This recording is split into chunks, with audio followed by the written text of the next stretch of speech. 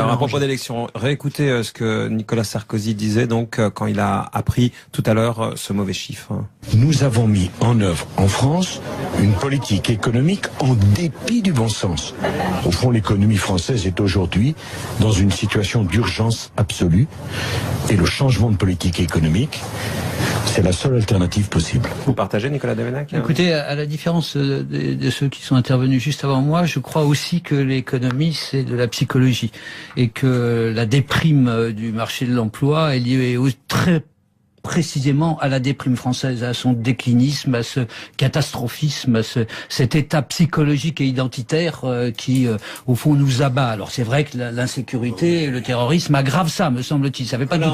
Je pense dans la tétanie au mois d'août. Non, mais je pense que la loi, en plus, les manifestations contre la loi El Khomri, on peut être joué. Mais je crois qu'on peut pas se limiter à ça. Et que ce qui est plus inquiétant pour l'avenir, c'est justement quel que soit le changement politique, parce que ce qu'on voit aussi dans les enquêtes d'opinion, c'est que personne n'est crédité d'une capacité politique à renverser la courbe du chômage, aussi bien la gauche, la droite. Macron, parce qu'il s'est là cette fraîcheur angélique, mais enfin, que l'a-t-il fait quand il y était, mais il nous explique aujourd'hui qu'il était empêché quand il était. Il nous explique aujourd'hui qu'il était empêché. Nicolas, il me semble que les gens essayent de croire un peu Macron, mais quand même, le niveau de crédibilité, autant, pardon, de ce constat, mais le Front National est crédité d'une capacité à intervenir sur la sécurité, ce qui est déjà incroyable, mais en tout cas, gauche comme droite, parce que, je dirais, ils n'ont exercé aucune responsabilité. Je veux dire, le crédit, il est dans le vent. Là, vous fermez complètement le système à tout nouveau avec cet argument.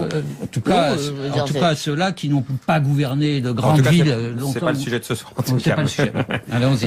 Mais je terminerai en disant, en tout cas, que c'est une assurance de ce que je pensais depuis un bout de temps, c'est qu'on n'en resterait pas aux questions identitaires dans la campagne électorale, qu'il allait bien falloir qu'on parle enfin du chômage, de l'économie, mais aussi de où on veut emmener la France, l'incarner, la réveiller et la réespérer, si j'ose dire. Comment faire diminuer le chômage? Parce que personne n'en parle. Permettez-moi quand même de faire remarquer malicieusement à Nicolas que c'est lui qui a introduit ce soir l'identité dans notre débat. Pour une fois, on va essayer de pas en parler. On a hésité de parler de Calais, mais on va pas. J'apprends pas dans le même sens que vous.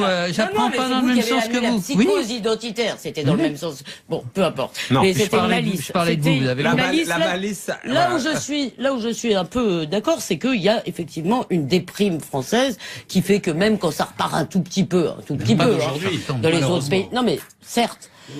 Il me semble, moi, que François Hollande avait le choix entre deux politiques économiques et qu'il n'a pas choisi. Et qu'il est en train de payer, peut-être d'une certaine façon, aussi le fait qu'il a perdu 2 ans à détricoter ce qu'avait fait Sarkozy avant de reprendre un peu le même type de politique.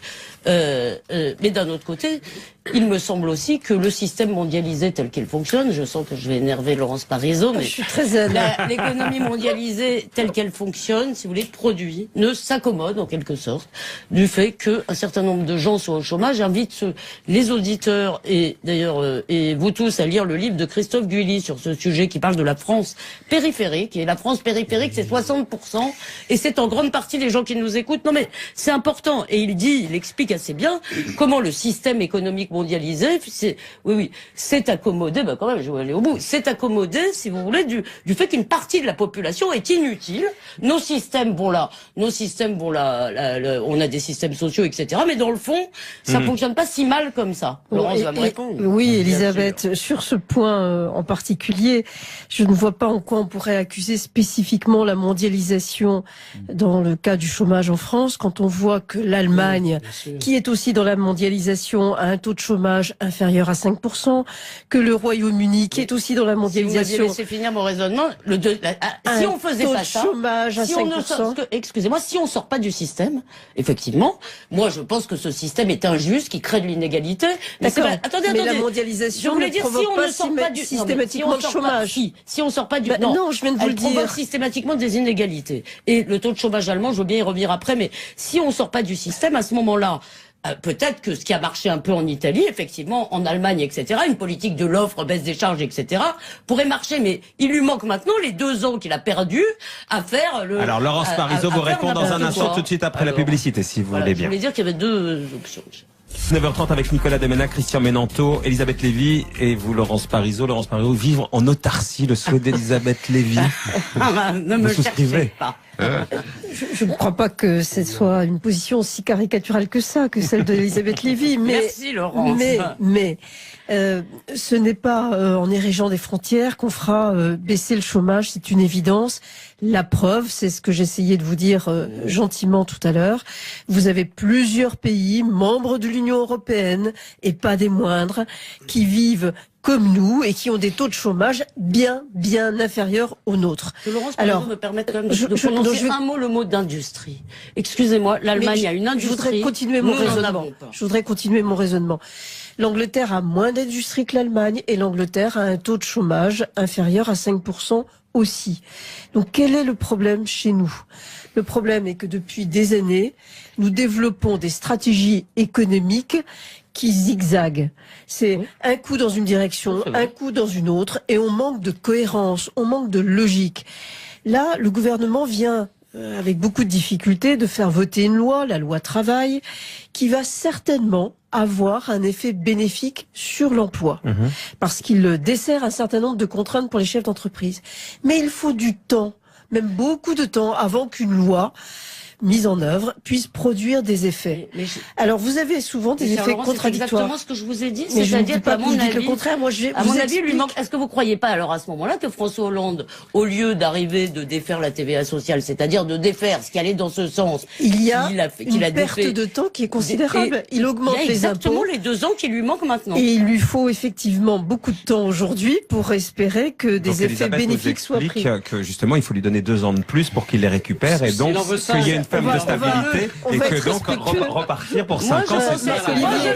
On va être respectueux de la démocratie. Moi, je pensais plutôt qu'il avait aussi là éventuellement une occasion de passer la main à quelqu'un d'autre pour la gauche, puisque il l'a assez répété. Il l'a assez répété, non? Mais s'il faisait pas baisser le chômage, il se représenterait pas. L'exigence que nous devons avoir pour faire baisser l'exigence que nous devons avoir pour faire baisser le chômage, elle doit s'appliquer à tout le monde. Quand aujourd'hui, peut-être que je vais en avance sur le prochain sujet, mais quand aujourd'hui on limite la circulation dans Paris comme on le fait, il faut bien comprendre que c'est pour de nombreux commerçants, d'artisans, petites entreprises de la région Île-de-France, Vous ne pouvez pas vous plaindre d'un recul du tourisme et en même temps critiquer des mesures qui les favorisent. On y vient dans un instant sur la piétonisation. Moi sur Berge, ça va favoriser Nicolas, le tourisme. c'est justement la question de la priorisation des mesures. Et tout est une question de savoir à quel moment on veut faire quoi et pour quelle priorité.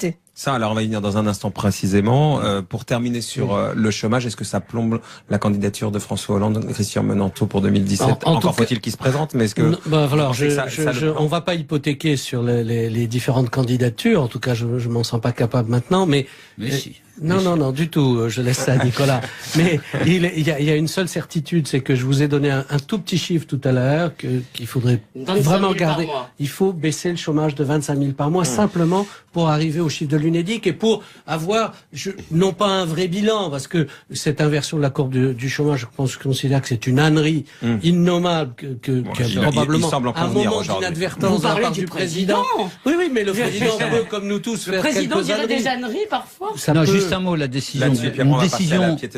décision de candidature, ça ne dépend pas d'un seul homme, ça dépend d'un climat, d'une atmosphère et notamment des socialistes qu'ils ont dans la tête. Et quand tout à l'heure son porte-parole du gouvernement disait ça fait mal, c'est que ça fait vraiment très mal. Ils s'attendaient véritablement à une embellie. Les socialistes que j'ai eu au téléphone, ils avaient le moral très bas, mais là ils l'avaient au-dessous de zéro, bien au-dessous. C'est pour ça que je dis que c'est une ampleur inquiétante. Ce qui montre quand même une déconnexion. Oui, c'est ça, c'est qu'ils connaissent pas bien le pays. En juillet et en août, vous rencontriez beaucoup de chefs d'entreprise. Oui, mais pas le Figaro ni le Point qui avait annoncé effectivement que ça allait très bien se passer. C'était la même. Allez, dans un instant, on parle, si vous voulez bien, de la piétonisation de la rive droite. On a 19h37 avec Elisabeth Lévy, Laurence Parisot, Christian Menanteau et Nicolas Demenac sur RTL. Chose promis, chose due. Donc au lendemain de la journée sans voiture, le Conseil de Paris a voté le projet de piétonisation des berges de la rive droite de la Seine. Le préfet de la ville a donné son accord, mais sous certaines conditions, notamment une mesure de l'impact sur la circulation. Quelques 43 000 véhicules empruntaient les bords de Seine chaque jour. Pour Anne Hidalgo, c'est une décision historique. La fin d'une autoroute urbaine. L'avis du préfet est que consultatif. Et pour vous, feu rouge ou feu vert à ce changement sur les réseaux sociaux, Benoît? En effet, Anne Hidalgo se félicite de cette décision, mais Victor soupire illico. Quoi faire chier 2 millions d'automobilistes pour qu'un bobo puisse s'extasier d'avoir les quais pour lui tout seul? C'est ça la conception de Hidalgo. Oh, pauvres petits automobilistes, ricanent-ils là. Mais ce sont eux qui embêtent le monde tous les jours. Pourtant, il y a des bus et le métro à Paris que je sache. Camille, elle, parle carrément de destruction de notre ville. C'était une balade en elle-même, dit-elle, en voiture, mais une balade avec le reflet des lumières qui défilaient à vive allure sur l'eau. Alors à vive allure, elle n'a pas le droit. Vous pourrez toujours faire la balade à vélo, répond Logier en rigolant. Et les premiers résultats de la période d'essai montrent une nette diminution du trafic global traversant le centre-ville. Ça va donc bien sauver des vies. Bravo, Madame Hidalgo, pour votre courage face aux vues rétrogrades d'un autre âge de vos opposants, insiste Jules. Gab, lui, se dit, mais enfin, moi je suis de gauche, j'ai voté pour elle, mais à un moment donné, les gens travaillent et vivent. Tout n'est pas criminel dans la voiture. Je vois déjà ces quais servant uniquement de caution écologique et ça m'énerve. Pendant les 8 mois de froid et de pluie, ça va servir à quoi ces quais vides, demande-t-il. Le vélo n'est pas destiné qu'à se balader, même sous la pluie. C'est un moyen de transport très efficace, demandez aux Hollandais. C'est la même question ici chez nous à Bruxelles. Le centre des villes aux voitures, ça ne marche plus, lui répond Muriel pour finir. Christian Menanto, vous avez entendu ce matin, vous l'avez même croisé ici, Anne Hidalgo. Elle veut pas avoir des morts sur la conscience, elle l'a dit elle-même, mais c'est une décision politique majeure, quoi, dit-elle. On peut pas reprocher de vouloir la santé de ses administrés. Moi, je trouve que c'est formidable et il y a assez de gosses qui ont des problèmes pulmonaires dans Paris qu'on puisse se pencher sur ce dossier. La seule chose, c'est qu'il y a 2 ou 3 petits éléments intéressants dans ce dossier. 80% des déplacements parisiens sont des déplacements professionnels. C'est-à-dire que les gens viennent pas le nez au vent, la truffe en l'air, pour aller se balader simplement pour aller regarder si dans tel ou tel magasin c'est moins cher ici que là. Donc il y en a beaucoup qui bossent et c'est un chiffre de l'atelier parisien d'urbanisme. Donc c'est un chiffre qui émane en réalité de la mairie de Paris. Donc je pense que cette décision, sur le fond, personne ne peut la contester. Le problème, c'est la méthode et la façon dont elle a été impliquée. Enfin, la méthode, elle vous l'a dit ce matin, excusez-moi. Elle a dit que ça fait 15 ans qu'elle le dit et c'était dans son programme d'élection. Ça fait 15 ans qu'elle est maire. Mais oui, mais tout le monde dit, je l'ai dit avant, il faut le faire tout de suite. Mais d'accord. Vous aviez Delanoë avant, Christian Menanto. Mais il l'a pas fait, mon cher Nicolas. C'était la même politique. Et les couloirs de bus ont fait hurler de la même façon. Le tramway a fait hurler de la même façon. Tous les automobilistes, mais je les comprends. Ils ont une révolution à faire qui est très douloureuse parce qu'on a tous été tellement marqués par la bagnole. Tout à la bagnole, c'était notre instrument de liberté. Mais simplement, cette liberté, maintenant, c'est passé. Vous voulez nous rééduquer, en fait. C'est incroyable. Nicolas, c'est pas de ça dont je vous parle. Alors, terminez, Christian. Je veux la santé des enfants. Ce dont je vous parle, c'est que quand vous mettez quand vous prenez une décision d'une telle ampleur, c'est une décision majeure. C'est une artère, c'est pas une petite veine dans Paris.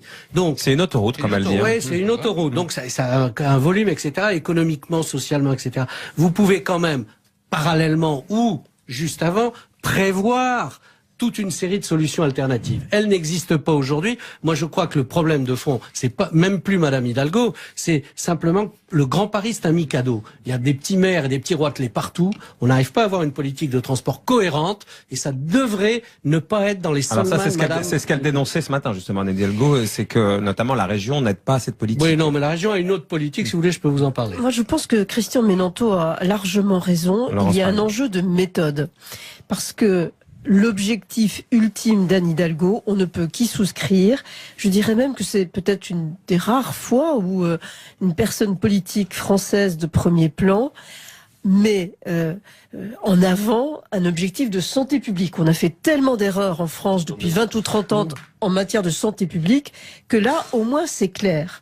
Mais lancer cette mesure sans attendre qu'il y ait un double périphérique, qu'il y ait une grande voie circulaire qui permette d'éviter d'entrer dans Paris pour de nombreux habitants de la région parisienne qui, pour effectivement, principalement des raisons de travail, sont amenés à aller d'un lieu à un autre. Elle vous répond qu'elle n'a pas le temps d'attendre ça. Oui, mais écoutez, parce que pendant ce temps-là, le compteur des morts tourne. Elle n'a peut-être pas le temps d'attendre. Elle n'a pas le temps d'attendre. Bien sûr, c'est à cause des morts. Bah voyez. Elle n'a pas le temps d'attendre. Si, Elisabeth, elle a raison là-dessus. Intéressez-vous à autre chose que les zones suburbaines, Elisabeth. C'est-à-dire, de temps en temps, c'est intéressant de savoir les gens qui vivent dans les villes. Mais c'est extraordinaire. Le CO2 qu'on ingurgite, le CO2 qu'on ingurgite quand on est habitant d'une grande ville, c'est évidemment nuisible pour la santé. C'est facteur de cancer, Elisabeth Lévy. Il faut quand même dire les choses clairement. Non, ça n'existe pas. Mais il devrait y avoir simultanément. Nicolas a déjà répondu avant moi, mais on peut répondre quand même. Il devrait y avoir simultanément un grand plan économique. Enfin, simultanément, moi je dis plutôt en avance, parce que je vois pas très bien comment on peut dire priorité à l'économie et à l'embauche et régler ce dossier de cette façon-là. C'est vraiment désastreux. Alors d'abord, je voudrais commencer par dire que je trouve ça incroyable d'interdire la circulation sur les voies sur berge, qui délestait bien entendu la circulation en surface. Je le redis pour nos auditeurs. Et samedi, par contre, personne n'a interdit que tout mon après-midi, il y avait des chars avec de la techno, des adolescents totalement défoncés tout l'après-midi. Ça, c'est un autre sujet, techno. Non, ça ne gêne personne. On revient sur savez caricaturer. Non, mais je savais que j'allais. Non, je ne caricature pas. J'habite dans le centre de Paris. J'habite dans le centre de Paris, c'est tout le temps, d'accord? Quand c'est pas la technoparade, c'est le concert sur la place de Lozère.